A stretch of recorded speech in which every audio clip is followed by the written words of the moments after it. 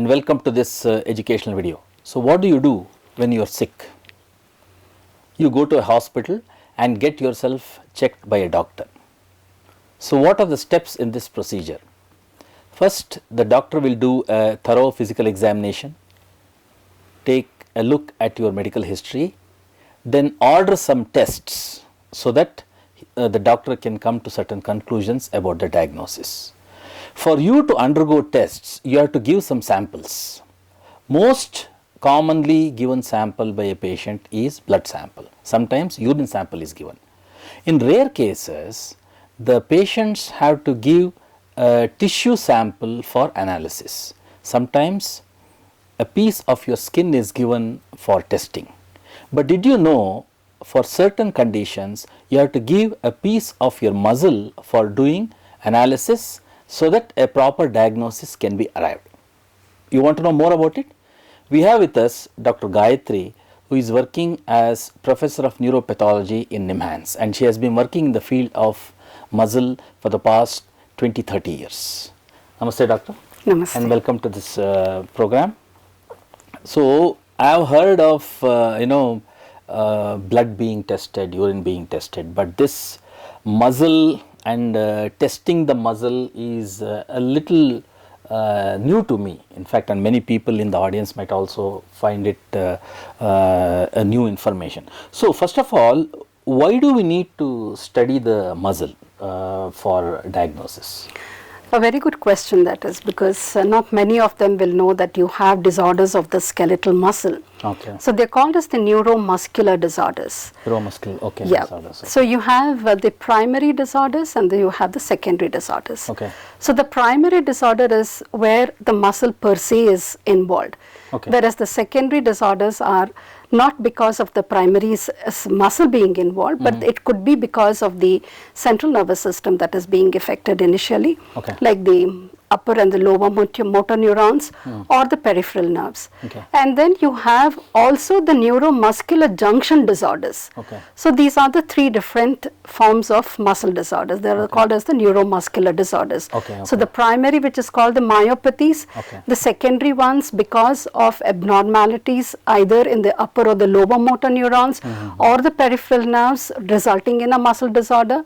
Then you have the neuromuscular junction disorders, which also is a neuromuscular disorder. So, if I may understand in lay terms actually, so you have listed three, where the first one will have defect in the muscle itself. Yes. Okay, so that's why you have to test the muscle. Yes. And because all muscles are controlled by neurons, nerves. Yes. So, if there is any problem with the neuron or nerve cell itself, in that condition also you have to test the muscle.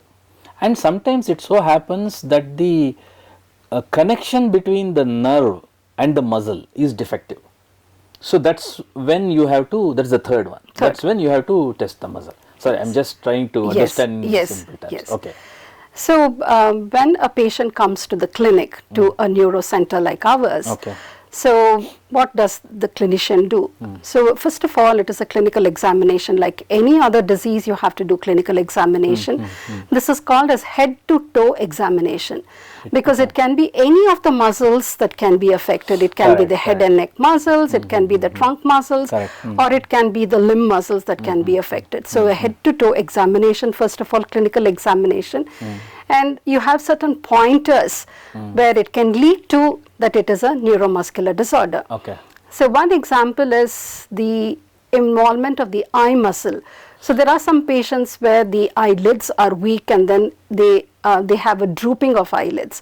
So they cannot close the eyelids totally. So that's called drooping of the eyelids. So that's one of the signs that the ocular muscles are involved. Okay. So you have to examine head to toe so that you know which particular muscle groups are involved. So then you have the hypertrophy of the muscles. The muscles can become very big. Or you can have atrophy of the muscles where the muscle size can become very small. Okay. Hyper is bigger. Bigger. and Atrophy is it shrinks. shrinks. Okay, Yes. okay, So then you have to examine whether the patient has any weakness. So which Okay, part of the body has weakness? Is it the upper limbs that are weak Okay. or the lower limbs that are weak? So this is the first round of clinical examination that they It do. involves a lot. So starting, Yes. like you said, from head to toe, the person has to be Investigated and it is clinically. possible, you know, just because there is drooping of the eyelids, that itself is a symptom saying there is some problem with the muscle of the Eye. Oh, okay, okay, okay, okay. So then you have the electrophysiological studies. Uh-huh. So using the electrodes, they can test the muscle, and then by this particular test, you can categorize the muscle disorders into the pure myopathies Okay. that I was telling you versus a neurogenic where it is a secondary Or whether disorder. it is the muscle is directly involved Primary? is a primary or it is through the nerves. Yes. Okay, when you say electrophysiology, you apply some current. is it? Electrodes, and then the current is passed, and then you test So you it. test whether the muscle is functioning or not by passing current. Yes. So based on the response, you determine whether the muscle is weak or it is having some problem, like you Yes. said, atrophy or whatever. Is it No, whether it is a myopathy or a neurogenic atrophy. whether the there's a problem with the primary muscle disorder Okay, or okay, a secondary okay. muscle Okay, disorder. okay, So that's the second round. Okay. Then the third is you have the biochemical investigation. Okay, okay. So one of the biomarker for muscle degeneration is the creatine kinase. So you do a Creatine creatine kinase. So that's a very good marker to tell that there is a muscle fiber undergoing degeneration. So if there is elevated CK values, that is creatine kinase values, then you know there is muscle fiber degeneration. That means the CK will be in the blood. Yes, the serum. Okay, serum. So you will not do anything to the muscle, but you are taking the blood samples from this person, and you will measure that level.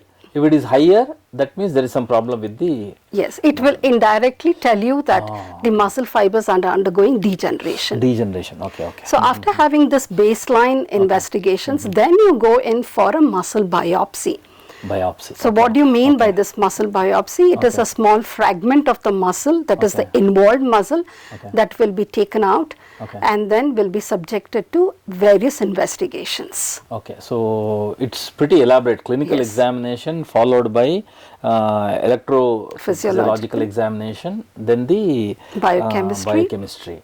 Okay, okay. So this finally involves the taking out of the muscle. So suppose you are not able to determine the cause by blood analysis or by electrophysiology.